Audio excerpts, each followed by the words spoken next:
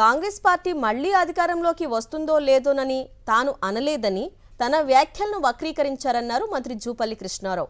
BRS social మీడియాని ఈ పని చేసిందని ఆరోపించారు. తమ పార్టీ ఇవ్వని హామీలను కూడా నెరవేర్చామని చెప్పారు మంత్రి జూపల్లి కృష్ణారావు. అసలు నిన్న ఇవాళ జూపల్లి ఏమన్నారో ఒకసారి చూద్దాం. కానీ నేను హామీ ఇయ్యను. ఎందుకంటే ఎందుకు హామీ ఇస్తా? నేను గెలుస్తున్నది నాకే తెలియదు. పోనీ గెలిచినా మా పార్టీ గెలుస్తున్నది మాకు తెలియదు. పోనీ మా ప్రభుత్వం తెలియదు.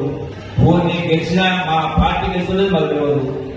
పోనీ మా ప్రభుత్వం తెలియదు.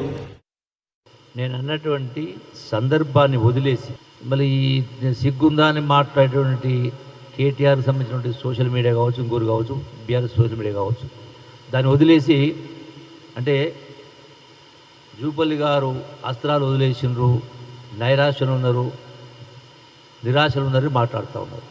ఏ పార్టీకి ఏ పార్టీకి తెలియదన్న కింద అంటే అసలు వాస్తవం నేను మాట్లాడింది ఏంది, వీళ్ళు మీడియాలో ప్రచారం చేస్తున్నది ఏంటి? నేను తప్పు మాట్లాడినా అబద్ధం ఉన్న వాస్తవే మాట్లాడినా.